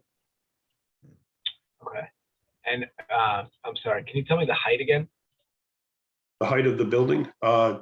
2 stories with a 4-pitch. I believe it's gonna be about 28 feet. Okay. I'm just wondering if anyone from next door is concerned about the solar panels. Have you heard anything? We don't have any objections on file. I don't believe. I'm not aware of anybody solar panels. Okay. Hmm. That's all I had. Thank you. okay. Mr. Chairman, just one quick Yeah, Mr. question. Daniels. Is this intended, Mr. Dolan, to be rental property or ownership property or what? Gonna keep one, I was thinking of, my son probably gonna live on one side and rent the other side. Okay, so, okay. Got it? Okay. Any other board members, any other questions? Jessica, is there anyone out there that is raising their hand or would like to raise their hand at this time? No one has raised their hand. Okay. Yeah, I think it sounds reasonable. I think that they're, the accommodations of moving it back farther and having plantings in the front and the curb cut staying where it is. Doesn't necessarily intensify it. I think that makes it a concern. But how are other folks thinking? Ms. Walsh, you have any thoughts about this? I think it will improve the environment, the surroundings, the neighborhood, because right now it's kind of an empty lot right very close to Main Street. And I think it was Mr. Rosen who pointed out the high school's right down the street, South Kingston. So you've got a lot of kids walking back and forth. Yeah. So I agree that I think it's a good design. There was a duplex there before. So it makes sense. Good. I actually think the design is lovely. In other words, let me know when you're renting it. Thank you. Excellent. Mr. Rosen, there's a porch on here. I don't know if you have anything. No, kidding. How are you thinking? What are you thinking? It's gonna, as Ms. Walsh says, it's gonna improve the neighborhood. Mr. Brown pointed out that the high school is right down the street. Oh, sorry. Yeah. That's okay. When I was there, there were some houses down the road where they were parking on the front lawn. You can't keep people from parking on the front of a house. That's for sure. And they park on the street, etc. No, I have no objections to this. I'll vote for this. Mr. Daniels? I have no problem with the application. Okay. Mr. Brown, any issues? No, I'm good with it. And Mr. Charkenwick, you're okay? Yep. All right. So is anyone care to make a motion? For Mr. Dolan? All right. thought maybe Miss Walsh wanted to step in. but I'll be I happy. can do it. I can do it. We only have one more application, so let me get started. All thank you. right. Thank you, Mr. Daniels. Anytime, Miss Walsh. Feel free to jump in. Anyways, I would like to make a motion to approve the petition of, let's see, William Dolan to construct a two-family dwelling at 25 Columbia Street in South Kingston. This would require approximately 4 feet variance on the frontage against the standard of 70 feet. And also it would require relief for parking. This is the ordinance 401 and 402. See, okay, since I don't have a laptop, I'm reading it off my phone. The dimensional variance is required for zoning ordinance section 401, which is schedule of dimensional regulations, and section 402 note 6 notes the schedule of dimensional regulations related to the parking, and section 907 standards of relief. The following individual, Mr. William Dolan, spoke as the representative of the applicant. No one spoke in support of the request, and no one spoke in opposition to the request. The materials were read by the chairman and have been entered into the record. The board finds that the hardship from which the applicant seeks relief is due to the unique characteristics of the subject land or structure, and not to the general characteristics of the surrounding area, and is not due to a physical or economic disability of the applicant. And this is because it's a long, narrow lot. There was a duplex there before, but it burnt down, so the land has been cleared and it's a vacant lot. The challenge is to fit the houses, the duplex, into this long, narrow lot, and also to make sure there's parking that's not in the front of the house. The board finds that the hardship is not the result of any prior action of the applicant and does not result primarily from the desire of the applicant to realize greater financial gain, because with a vacant lot there on a busy city street near Main Street, it's logical to fill it with a similar type structure. The board finds that the granting of the request variance will not alter the general character of the surrounding area or impair the intent or purpose of the zoning ordinance or the comprehensive plan upon which the ordinance is based. I believe this is a commercial, commercial neighborhood. So it's very appropriate to put this house there. It will actually improve probably the general character of the surrounding area. And so this is well within the comprehensive plan. The board finds that the relief to be granted is the least relief necessary, because it's obvious that the design has taken into account the parking and also the need to have fence, what was it, arbor vitae, in to improve the property, the looks of the property, and provide some privacy for the residents. The solution for the parking is also very logical. There'll be parking garage, and then the ability for a second car to pull in behind it. The board finds that the hardship suffered by the owner of the subject property, if the dimensional variance is not granted, amounts to more than a mere inconvenience, because I think the whole thing would have to be redesigned, and there may be, with a different design, it may be more difficult to cover the parking. Now, Mr. Chairman, I wanted to ask with the arbor vitae, with the frontage, is there a condition that it be a certain type?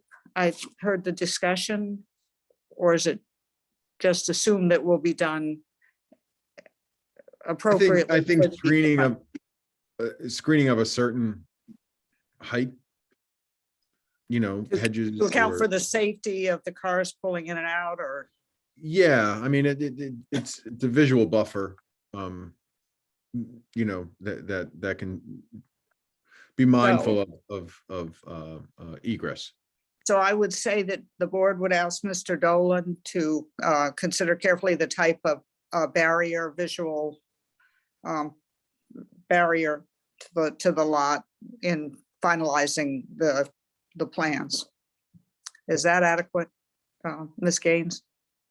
Finish up and then we can talk about it. Oh, I am finished. So, okay, so with that, you want to make a motion to approve? I make the motion to approve this petition, this application. Okay, is there a second? I'll second that. Second to Mr. Rosen. So discussion, Mr. Gorman, do you need better or different clarification of the screening? If you tie it to the plan that was submitted, and then just note maybe, because I think it's indicated that the front is a fence, if that's going to be an evergreen or an arborvitae. I thought the front were, oh, I guess you're right, the bushes are on the side. Mr. Dolan, what was your intent for the front? I mean, I'm open to anything, but it's, look wise, it might be better with a hedge in the front. So, I could get something that doesn't exceed like 3 or 4 feet, if that's what you guys are looking for, or. I was Yeah. thinking more bringing the fences down the side and then. Yeah. In the front, I know on the plan, yeah, it did have some arborvitaes on the side as well, but. I was gonna put those inside the fence more for looks, but. So you think like Jamie, do you need species or is it just a matter of saying a plant material 4 feet or under, something like that? Yeah, if you stipulate maybe an evergreen, I think the plan covers it with the exception of that front property line screen or hedge. If it's going to be a fence or a hedge, you could make note to that, or the location in relation to the front property line, how far off. I think that's the only issue that's kind of questionable here. So Mr. Dolan, did you want it on the property line, 3 feet in from the property line?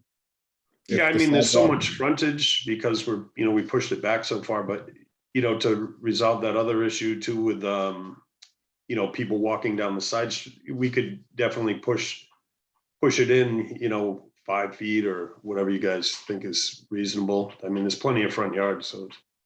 So, and just based on my own experience with my own darn hedge, that's only 3.5 feet away from the street.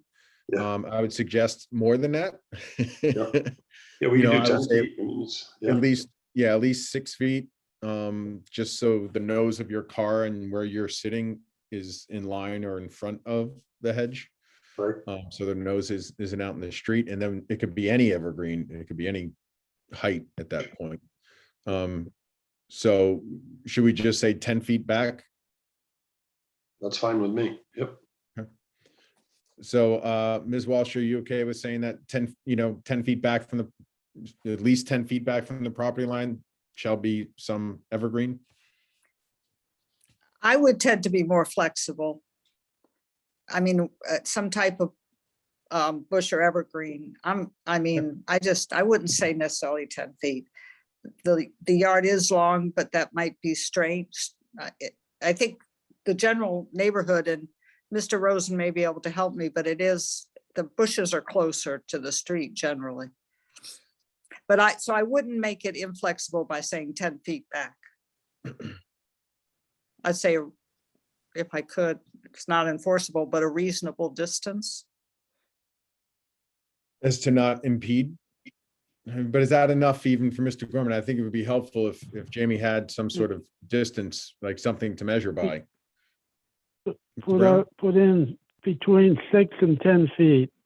Okay. Okay. You okay with that, Ms. Walsh? Yes, Okay. So between 6 and 10 feet from the property line shall be an evergreen screen Or a hedge. or hedge? that will last and live. That's the hardest part. You can have mine. You can't kill 'em. You'll have the My dairy mother one. My mother ran into our hedge so many times that we had to replace it frequently. The little bushes. Okay, so, so don't do that. All right, so we have that amended to it, that between 6 and 10 feet. And you'll second that, Mr. Rosen? Yeah. Yes. Any other discussion? All right, hearing none, Ms. Walsh, Aye. Mr. Rosen, Aye. Mr. Charkowik? Aye. Mr. Daniels, Aye. Mr. Cagnetta, aye. Motion passes. Good luck. Great, thank you, guys. Have a good night. All right. Looking forward to seeing some more housing in downtown. Good job. Thank you. Yeah. So lastly, we have the petition of there we go. Petition of Glenn and Gretel McCrory of 200 Lavin Street, Unit 1, Warwick, Rhode Island, 02888 for a dimensional variance under the zoning ordinance as follows. The applicant is seeking to construct a 5-unit multi-family residential dwelling. The proposed structure will be separate from the existing 3-unit residential structure. The relief is required for establishing more than one principal residential structure on the lot. Relief is required for locating dwelling units on the first floor in the CD district. The proposed structure will be located 11.67 feet from the rear property line. The required rear yard setback is 30 feet. Relief of 18.33 feet is requested. The zoning board previously granted the requested relief on June 19th, 2019, but the approval has since expired. The lot size is 0.36 acres. Dimensional variance is required per the zoning ordinance, section 402, notes 4 and 9. Notes to dimensional table, section 501.1, supplementary use regulations, section 907, standards of relief. The owner of the property is Glenn and Gretel McCrory of premises located at 507-9 High Street, South Kingstown, Assessors Map 48-3, lot 150 and is zoned CN, commercial neighborhood. For this petition, we have the application signed and dated January 13th, 2022. Owner authorization signed and notarized January 14th, 2022. Site plan of 1 page prepared by Environmental Planning and Surveying, Inc. and stamped by Wesley Grant III. The site plan dated September 10th, 2002 with multiple revisions. Previous zoning application, 3 pages, received June 13th, 2008. Elevation and floor plan, 2 pages, drawing list cover A01, A1.0, A1.1, A2.0, A3.0, A.40, A5.0. Prepared by Courtson Design Architecture, dated November 19th, 2021. Insignificant alteration permit from the Rhode Island DEM dated February 22nd, 2021 is 4 pages. Zoning decisions of the one granted June 19th, 2019, recorded June 27th, 2019, in Land Evidence Book L1709, page 345, 346. Granted on August 27th, 2008, and recorded October 14th, 2008, Land Evidence Book L1332, page 713. And then there's the 200-foot radius map and a butters list, legal notice, proof of certified mailings, and notarized affidavit of the mailing. So who's here tonight for this? Excuse me, Mr. Chairman, Yes. before we start, Attorney James Callahan has his hand raised. I would just like to see, Yes, please. okay. You're all set to talk. Hi, sorry about that. I was a panelist a little while ago. I had to log off for some battery issues. Could you promote me back? Thanks. Yes, sure. Thank you. All right, excellent. So who is going to be speaking for this petition? Hello, Mr. Chairman. James Callahan is here. Sorry about Yes. that. No, it's fine. I apologize. Hope you're doing well. Good to see you all tonight. Again, James Callahan of Callahan and Callahan, 3 Brown Street, here tonight with Glenn and Gretel McCrory, who are on the Zoom. Glenn and Gretel are the current owners of 507, 509 High Street, down from Town Hall in Peacedale. As you noted, this petition has had a long history. I'm somewhat new to it, but I think I can help answer some of the questions that may have been raised earlier, if that's okay. I can try to get that sort of straightened out. As you know, this is a 15,650 square foot lot in the CD zone. As Mr. Daniels astutely noted earlier, the former owners of the property, Daniel and Renee Driscoll, appeared before the planning board back in 2005. On July 13th, 2005, the planning board approved the Driscoll project as an 8-unit multi-household detached structure development, which is 3 current units with 5 additional units in a detached structure to the rear of the lot, which is on the site plans submitted. In that decision, the property received waivers to the subdivision regulations to place more than 1 residential structure on a single lot and waivers of the rear setback requirements. And as a condition of that planning board approval, the applicants had to go before the zoning board to receive variances for 3 items, which are before you tonight. A second principal lot on the principal structure on the lot, first floor residential use, which is a garage, not any living space, no bedrooms, no bathrooms, in a commercial CD zone, and less than the required rear yard transition setback abutting an RM residential multi-household zone, which is somewhat compatible with the residential unit, because that is a multi-unit structure on the lot as well. So as you noted also, this project has been before your board multiple times in the past 17 years. Unfortunately, the approvals received expired in each event. I think the most relevant one is the approval that your board granted unanimously back in June of 2019. There were votes from Mr. Cagnetta, Mr. Bernardo, rest in peace, Mr. Daniels, Board Member Mark, and Mr. Jerzak, which granted the variances requested here tonight. Unfortunately, the McCrorys needed an insignificant alteration permit, and that took a long time to get, but they now have that in hand and it's in the application materials. So with that, I'd like to ask if Mr. McCrory would be promoted or could be sworn in as an applicant and for testimony purposes. Sure. Mr. McCrory, could you please spell your name for us, please?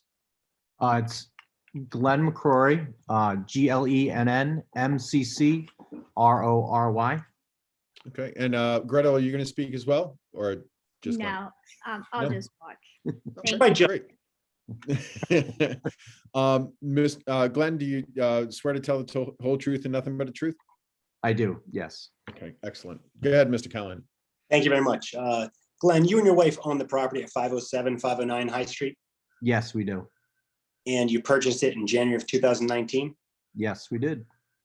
And right now there is a 3-unit residential building on the site, correct? Correct, yes. And what are you proposing to do? We're proposing to build 5 townhouse style units behind that 3-family dwelling, the same exact dimensions as what was already previously approved in the planning, invested within the town planning department. And again, you were before this board in June of 2019 for these exact same approvals? We were, yes, before COVID. Yes, and what was the delay in getting or moving forward? A big part of the delay was certainly the DM approvals that actually took, I believe it was almost 16 months between back and forth and the delays with COVID. Our engineer couldn't even meet with the person at DM, so that was a big part of it. And also personally, we had a lot of distractions going on. Our business had basically halted as well. So it was quite an adventure, but we're here back on the other side. And unfortunately, time did go by a lot faster than we had planned. So otherwise, we would have asked for a extension before we let it expire. And you understand that pursuant to section 501.1, land development projects are limited to one residential structure per lot. Sorry, what was that? You broke up. Oh, now he's muted. You're No, muted. hang on, Mr. Callahan, you're muted for some reason. I'm not sure. Oh, sorry about that. It's okay. It's my first time, right? Yeah. So, Mr. McCrory, again, you're seeking to put two residential structures on this one site, correct?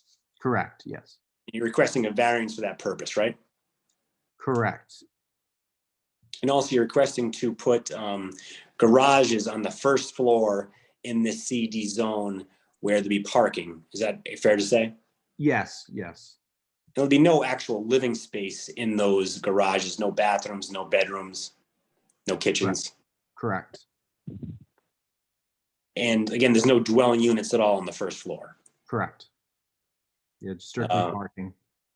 And also you're requesting a rear yard variance of 18.33 feet from the setback requirements because we're next to a residential multi-household zone. Is that fair to say? Correct, yeah. All right. And the lot that abuts you to the rear, that lot actually has multi-units on it as well, doesn't it? It does, yes. Yeah, I think it's a lot of units. It's only like 50 units or something like that. And your project is obviously a little smaller than that, correct? Yeah, yes. All right. And again, you have the insignificant alteration permit, right? We do, yes, after much effort. And do you anticipate working this project to get me started as soon as you can? We do, yes. And is it your hope that you and your wife want to help revitalize Peacedale and bring some housing to that area? Yeah, I think you can see even by the building drawings and permits that this is going to be a very nice structure. I think it's very aesthetically pleasing. Spencer at Courts and Design, I think, does really nice work, and we were really impressed with the drawings he put together for us. I think it'll look really nice in the area. And you've put a significant investment into the plans, the engineering, and the overall development of this project. That's fair to say? Yeah, we did. Anything else you'd like to add? I do not. Well, other than we purchased this property and we did meet with the town. I think as a lot of the board members, if you do remember us meeting in person 2.5 years ago, with the understanding that the plan had already been vested with the town, and we didn't make any changes to that site plan. So that we hope that we can again get your approvals so we can start this project. Mr. Chair, I don't have any further question, Mr. McCrory. Be happy to take questions from the board if there are any. Okay.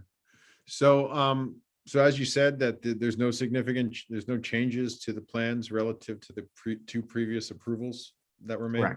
Correct.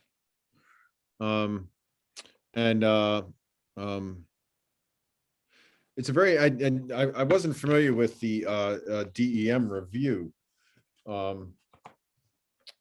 Why, do you know why is that significant in that spot?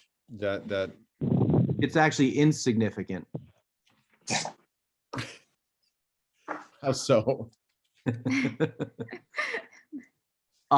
It's oh, right, yes, that is the title, that it's insignificant. Yeah, I just want to make sure that's, right. Yeah, So, we're in I guess because we're in a flood zone, that it was necessary to show that it was insignificant alteration of the site plan that our engineer put together would not cause significant change to the water as it, yeah, in the, Okay. Okay, so I'm sorry that took so long for you guys. So, and Ms. Goins, so obviously this has gone through the, you know, they couldn't get any extensions based on that delay, right? They have to be here again. Right, so to extend an approval, you have to request it before it expired, and due to the circumstances they explained, that wasn't done, but I think the board should consider what, if anything, has changed since the application was granted in 2019, and you can certainly take that into account in your decision. Because as described, nothing has changed. And okay. So board members, any questions for the applicants? I just have Mr. Daniel. one, the February 22nd, 2021 DEM conditions may be insignificant, but our letter indicating insignificant alterations may be insignificant, but there were 21 conditions in that insignificant alteration. And are you prepared to meet those, Mr. McCrory? yes. Okay. The other question I have is procedural for a legal counsel. We have a 17-year-old planning board decision. Is that valid at this stage of the game? So the initial vesting period for a land development project is 4 years, right? They get a 2-year by right vesting and then the right to 2 1-year extensions. I think in the middle of that vesting period was when the tolling statute was enacted. So I haven't calculated exactly how much time was remaining on the approval when the tolling statute was enacted. It did expire in, I believe, 2017. I don't know if Attorney Callahan can provide further info on when the last contact with the planning department was. My understanding is that it was deemed still valid when they were last before the board in 2019. So I don't know if Attorney Callahan has any information on that. I didn't have any, I looked in the land evidence records. I didn't see any further action for the planning board since at least 2019. So I guess my follow-up to that for our legal counsel would be, has the comprehensive community plan changed in the last 17 years, which I'm guessing it has? Yes, certainly it has. However, vesting does carry with it the ability to move forward with a project under the comp plan and zoning ordinance in effect at the time the original approval was issued and vested. So, you know, to the extent that the board always has to consider comprehensive plan consistency as part of its general findings, whether it's a special use permit or a variance, but that would be the effect of vesting. So I guess we do not have a definite answer as to whether the 17-year-old planning board decision is valid as of this date. Would that be fair to assume? I don't know when the original approval was recorded. I think there was an indication that final plan approval was received in, was it February 2005? Or maybe the month I'm wrong on, but 2005. I don't have enough information in front of me right now to calculate, to perform that calculation, given that we know the tolling statute certainly affected, I think, almost certainly affected the vesting of that approval. Okay, fair enough. We know in 2019, this was not, no one had thought there was any issue with the vesting of this plan. So, Well, that was another decision. yeah. Is that it, Mr. Daniels? Pardon? Is that it? For now. Okay. Anyone else, questions? Of the Yeah, applicant? well, Mr. Rosen? Are there wetlands near this property? Mr. McClory? Yes, yeah, it abuts a river that goes straight down. That was part of the DM back and forth with getting those approvals. And what's the separation from this property to that, whatever river it is? Our property line and it goes right up next to the river. Right up next to the river. Yeah. So that's what the DEM was concerned about, That was part of the approval process. the insignificant Yeah. approval process. Okay, thank you. Any other board members, questions of the applicant? No? Okay. Mr. Callahan, is there anyone else that you wanted to bring forward or? No, thank you. Not at this time. Okay. Jessica, is there anyone out there? There is, I'm Are going you? to allow them to talk. It's Lisa and Joel Holenbeck. Okay. And who's speaking? Is it Lisa or Joel? Thank you. Lisa and Joel are both here. Okay. We Hello, live right near, oh, I'm sorry. okay. No, go ahead. Just spell your guy's name for me, please. Yes, it's Hollenbeck. Okay. And we Lisa- live, Mhm. we live Now- right around, oh, I'm sorry. Just, do you guys swear to tell the whole truth and nothing but the truth? We do, I do. Okay, so go ahead. So we live on Church Street, around the corner, basically from the property. And on the topic of aesthetics, we wanted to ask two questions. The first is, if the structure is erected in the back, where will the people who live in the front for units be parking? That's one question. And the second question is, as you were talking about it's aesthetically pleasing, this new building, the existing structure is in what I would classify as quite terrible condition. There's rotting wood. It's it is in serious need of some tender loving care. And I just wonder if that the physical appearance of that property is going to be addressed with this project. Okay, Yes. well, hang on, but you guys don't have to answer just yet. Okay. Okay, is there anything else that you wanted to ask? No, that was it. Thank you. So just so you know, that technically that building isn't under consideration, but you guys can answer it if you want to, if. So the answer to the parking question is yes, there will be plenty of parking on our property for the units in the front. We have 5 allocated spots for those units. And then as far as in terms of the front unit, we do agree with you. It needs work. Our plan was to finish our units in the back first and then revamp that building as well.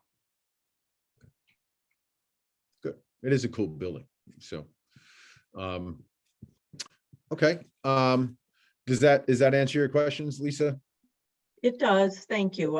Although I have to say, personally, I'd like to see the front unit get some attention before you go to the tremendous resources that you'll have to put into the structure in the back.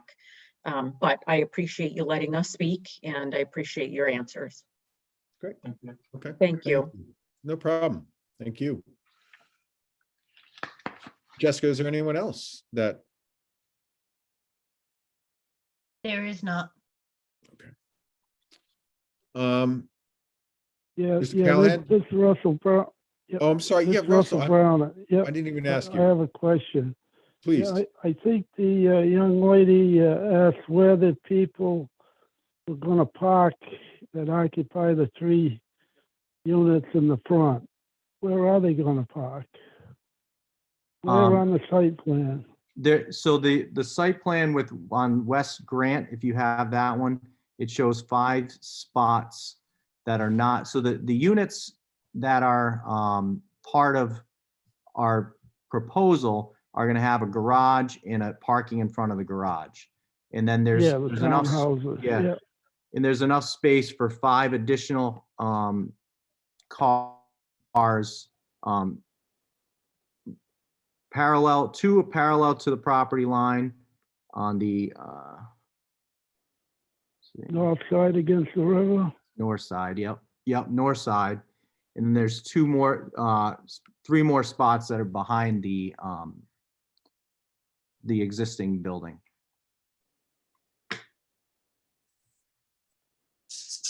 All right.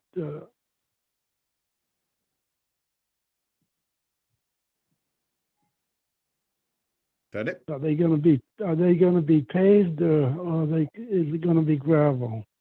Gravel. Is all the parking spaces going to be gravel? Correct. So there's no impervious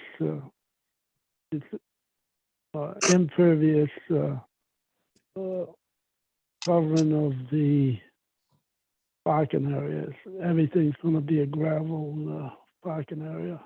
Correct, yeah, and that's part of the DM approvals on the site plan for that. All right. I have no other questions.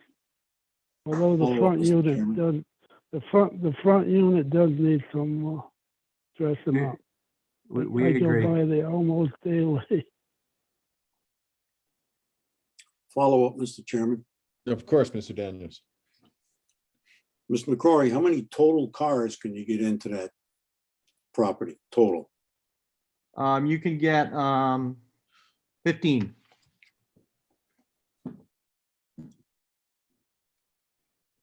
Mr. Gorman, does that comply with the ordinance for residential in this zone? So for apartment buildings and dwelling units, it's 2 parking spaces per unit, which would total 16, but because it's commercial downtown, they're allowed to reduce that by 50%. So they do comply currently what they have on the plan. So what's the total number they could get in there based on your quick calculation? 8 is required in the CD zone and they're showing 15.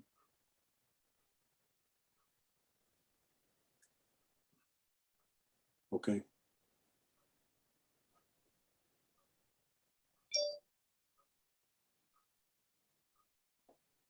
Because that 50% reduction is only allowed in the CD zone. If this was in a different zone, it would be 16 spaces required. Okay.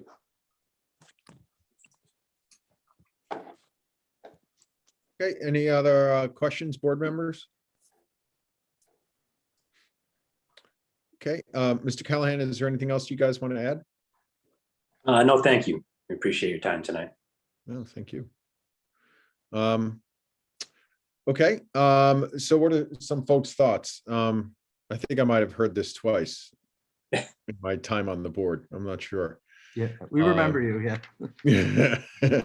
So, no, I think it's nestled appropriately in the back of that building. You know, not that street view is under our purview, but I think it'll certainly not detract from the area. You know, the vibrancy of that community, I think, having more housing in that area is certainly helpful to it. So, and I didn't have a problem with it before. So, it's the same plan and there's adequate space for it. So I don't have a particular issue with it. I don't know how other folks feel. Mr. Rosen, how do you think? What are you thinking? Seems like a good plan. If they can remove this, the sign that's on the property next to them to the north, I appreciate it. It's been there for years. Subaru sign. Maybe they could use that as parking too. Yeah. It's like the Citgo sign in Boston now. Yeah, it really is. It's going to be deemed historic. You're in trouble. Yeah. At At any rate, I will. Don't have a problem. Okay. I don't have a problem. Mr. Brown, you're. Yeah, I don't have a problem. They seem to meet all the requirements, so they have sufficient parking. Yeah, my concern was if the applicant wishes to clean the area up, I think he should put some attention to the front unit too. Okay. Mr. Charkowik, any concerns? I don't have a problem with it. I live in this area and I think, it definitely would add to it would definitely improve the area a lot. I also have to say, I happen to like that Subaru sign, but that's just me. It's vintage. You probably drive one of those. No. I do not, for the record. Oh, you don't? No, I do. So, Ms. Walsh, how are you feeling about this? Ms. Walsh is recused. Oh, she can't. That's right. Sorry. Mr. Daniels. Well, I realize I voted for this previously, but perhaps I'm a little more tuned in. 17 years ago, the planning board issued a decision. We still don't know if that decision is valid, and they may have a different opinion at this time. We have 21 conditions of DEM that has stepped in, and although they found insignificant, there's still a number of conditions that need to be met with regard to the wetlands. So I realize that that's not a concern of anyone else apparently, so that's fine. Is it, what if this were approved and someone from the planning board said, whoa, like, is it something that could be like, we didn't have even the authority to approve it in the first place? If like, could that happen? I think we probably didn't pay close enough attention. At least I didn't. I'll admit that. I didn't pay close enough attention. Perhaps in 2019 or whatever the last date was that we approved this. So. But no, I'm just wondering, like, is it something that could come up at some point, or is once we approve it? Well, that's why I raise it. That's why really I raise it so that all the T's are crossed and the I's are dotted here.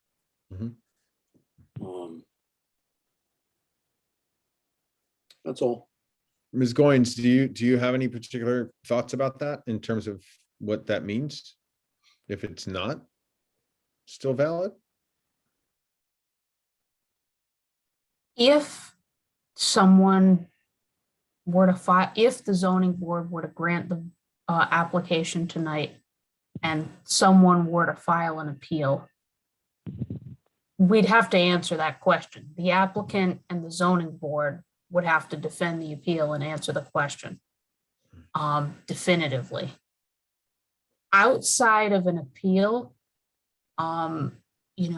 if someone from the planning board were to ask in a week or 2 days, what's the story with this? I think we would I'm sure it would come across my desk. And I think I would have to explain the board's decision. If the board thinks it's appropriate to approve this application with the status of the planning board appeal being somewhat of an unknown, I think the board can feel comfortable issuing that decision. If the board wants further information on that, you could, request that be looked into. You can also add a condition of approval so that the status could be confirmed with the administrative officer. The only concern I would have about a condition like that is if the administrative officer, who also wasn't here in 2019, and I wasn't as well, by the way, that summer I was out on leave. The only concern I would have is that if the administrative officer determines that approval has expired, the application would have to go back before the planning board. So I don't know how the board wants to proceed. I think it's really up to how comfortable does the board feel and the applicant feel with proceeding to rule on the application, having that somewhat up in the air. Mr. Callahan, what's your thought on that in knowing this for your clients? Right, it's probably a concern, but I think we addressed that earlier. We talked about it, I think, yesterday in my office. We're confident that if this was challenged, we'd be vested and we can move forward based on the prior approvals of the zoning board and the planning board approval in 2005. Again, the project has not changed in 2019, and we think that we're in good grounds to proceed at this point. Okay. I mean, it sounds like the risk is on yours more than the board. Correct. And I don't think it wouldn't come back to you until, much later if it was reversed in some respect. 2030. Yeah. Fifth time around. Yeah. Okay. Well, let's hope it doesn't lead all to that. Okay. So I don't know if that helps, Mr. Daniels. I mean, probably not, but it at least puts the burden on them if we approve it in terms of if there's a concern at any point. It is what it is. Okay. So, Mr. Brown, did you speak your mind on this yet?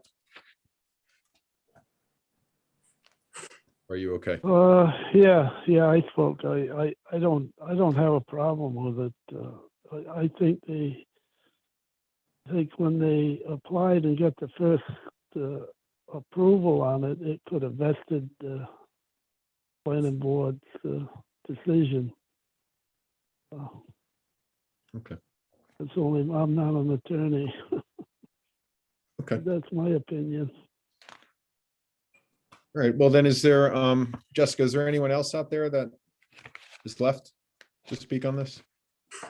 No one else has raised their hand.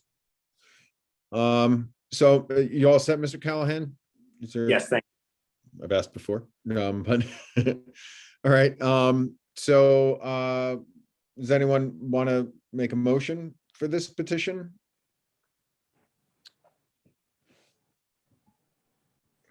Want me to do it? Okay, I guess I'll make it. Okay. Doesn't sound like anybody's stepping forward. I'll be happy to do it just because I've been told I can. Oh, If you want. well, why don't you go ahead? Yeah. All right.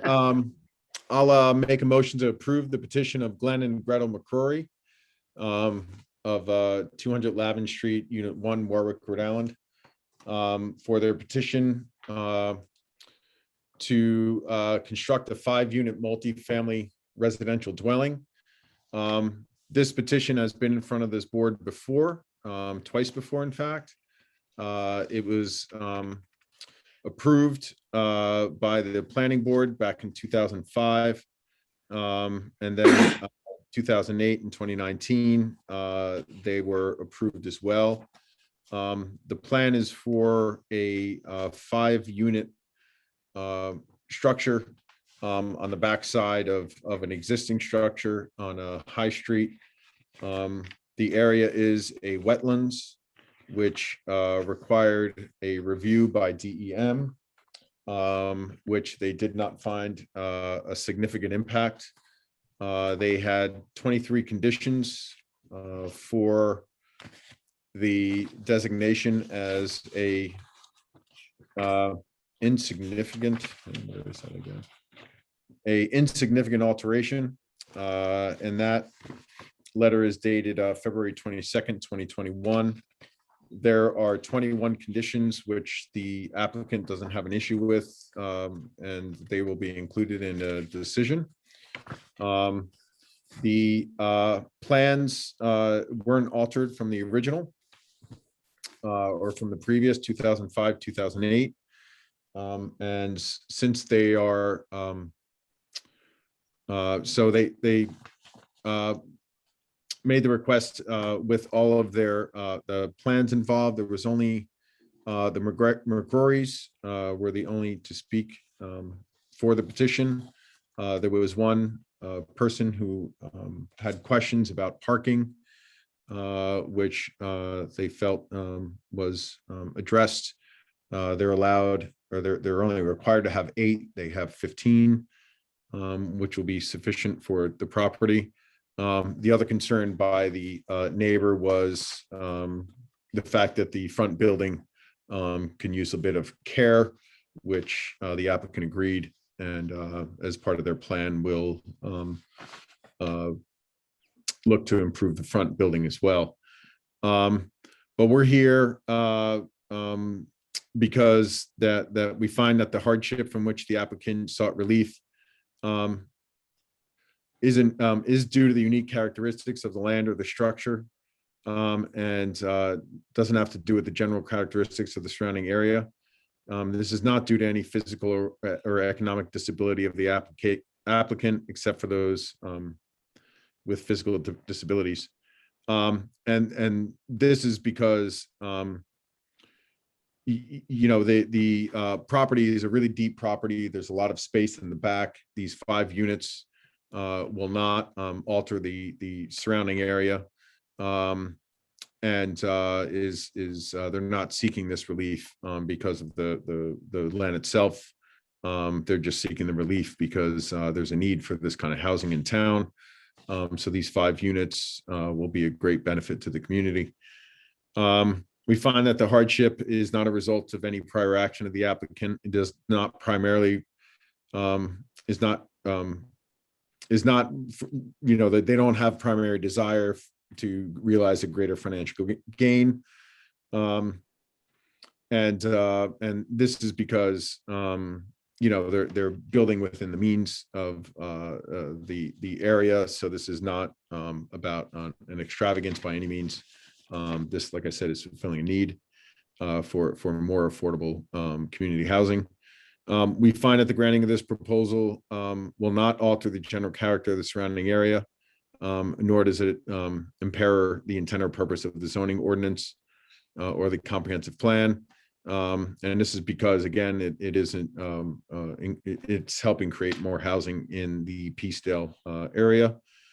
We find that the relief is the least relief necessary. And that's because there's adequate parking in it. They only needed 8, they have 15. So the fact that this is pushed to the back corner of the lot enables sort of the movement in and out of the property and parking to be, this would be the least relief necessary. And that we find that the hardship suffered by the owner of the subject property, if it's not granted, is a more, will amount to a more of a mere inconvenience.